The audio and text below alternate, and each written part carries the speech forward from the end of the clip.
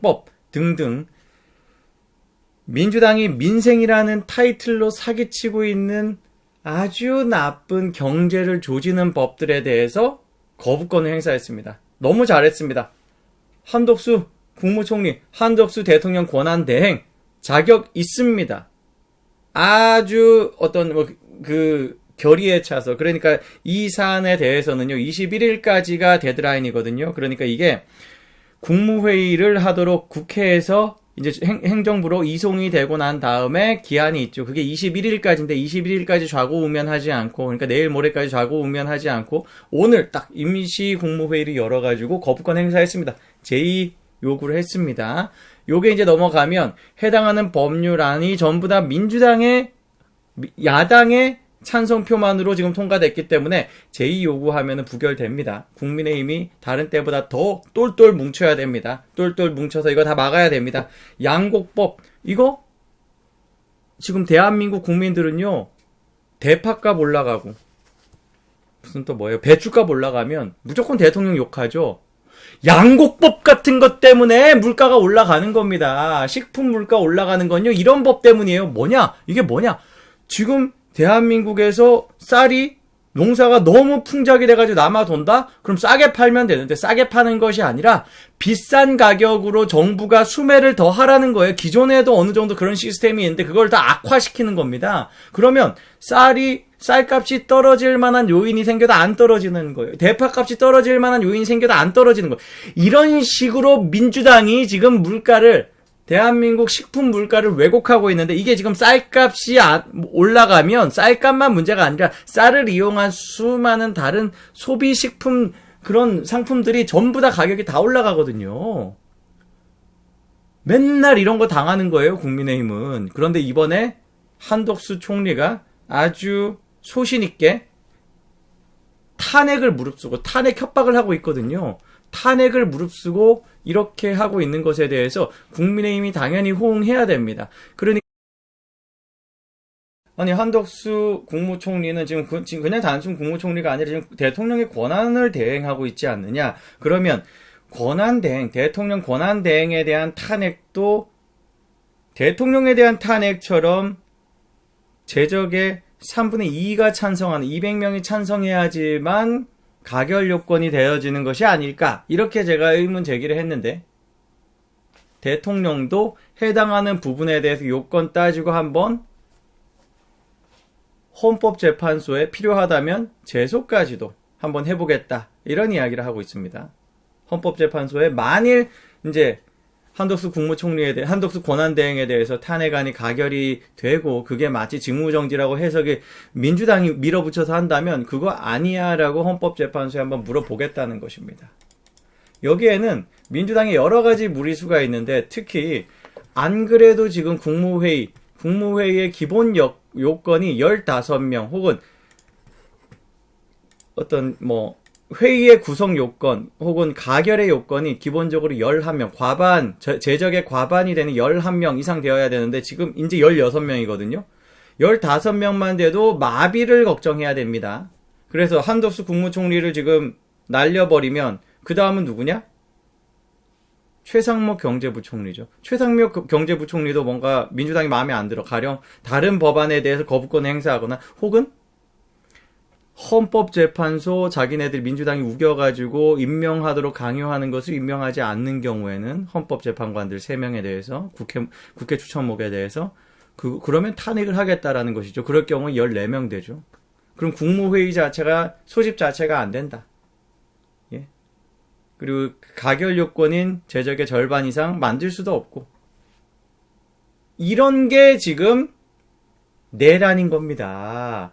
이런 게 국헌문란인 거예요. 이런 게 위헌정당 심판을 받아야 될 이유인 것입니다. 권한대행이 정당하게 행사한 제2요구권을 가지고 민주당이 탄핵을 마음대로 한다? 당연히 그 탄핵은요, 헌법재판소로 가면 기각돼요. 그런데 직무정지 시키겠다는 것 아닙니까? 이런 게 내란이라는 거예요. 민주당을 위헌정당 해산 심판으로 올려야 된다라고 강하게 주장을 하겠습니다. 말도 안 되죠. 안 그래도 민주당은요, 이런 사람들 만나면 약해져요. 어제도 보여드렸죠. 암참을 만나가지고 미국 상공회의소, 주한미국 상공회의소에서 감정법, 증언과 감정에 관한 법률, 국회에서의 증언과 감정, 그거 지금 민주당이 발의한 법안, 통과시킨 법안대로라면 어떻게 되냐? 글로벌 기업들이 국회에 출석했다가는 글로벌 차원에서 지켜야 되는 비밀이 지금 대한민국 국회에서 유출됨으로써 글로벌 경영에 심대한 타격을 입는다. 그래서 하면 안 된다라고 이야기했더니 이재명이 뭐라 그러는지 알아요? 아유, 재검토하겠습니다. 친기업 할게요. 라고 하는 거예요. 6개 악법이 전부 다 이런 겁니다. 쉽게 말하면 이재명도 그 법이 옳다, 정의롭다, 유지되어도 된다, 바람직하다라고 생각하지 않고 이재명도 진짜 찐을 만나면 우리도 친기업이라고 이야기해야 되는, 그럼 그 법을 왜 올리냐?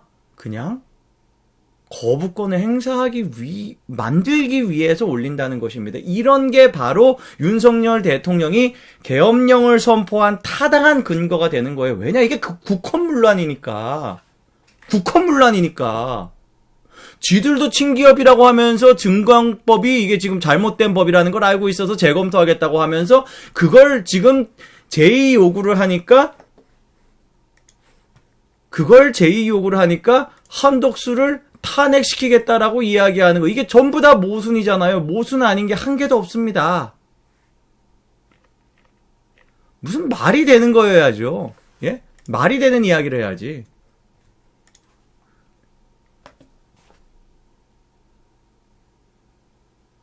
아니, 지들도 지금 친기업이라서 증감법은 그거는 우리는 빠꾸 할 거예요. 라고 미국을 만나면 이야기하는데 한덕수한테 그걸 제2 요구했으니까 넌 탄핵.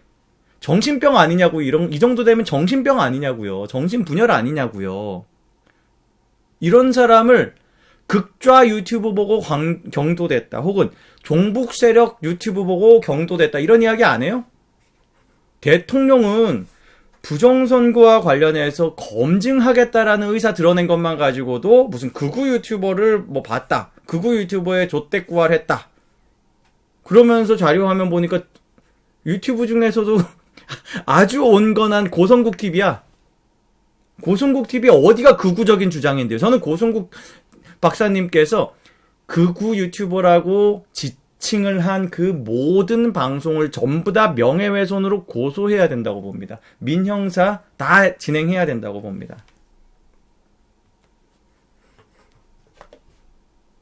무엇이 정상이고 무엇이 비정상인지 윤석열 대통령이 계엄령을 쓰니까 비로소 보이기 시작하는 거예요. 맞죠? 권성동 오늘 이것뿐만이 아니라 칭찬은 오늘 좀 듣고 싶었나 봐요. 자, 탄핵안을 아주 무차별적으로 지금 거의 30번을 채울 것 같다. 만일 기각된다면 발의를 표결한 의원들 전부 다 직권남용으로 처벌하자.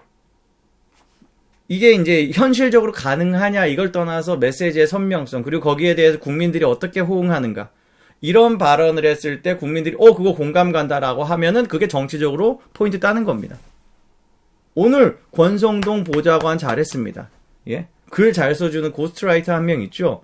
오늘 권성동 보좌관 잘했습니다. 그럼 이제 권성동 이제 딴 데 가가지고 또 이재명 만나가지고 내각제 이러면서 또 똥 싸겠죠. 그럼 또 때리면 되는 거예요.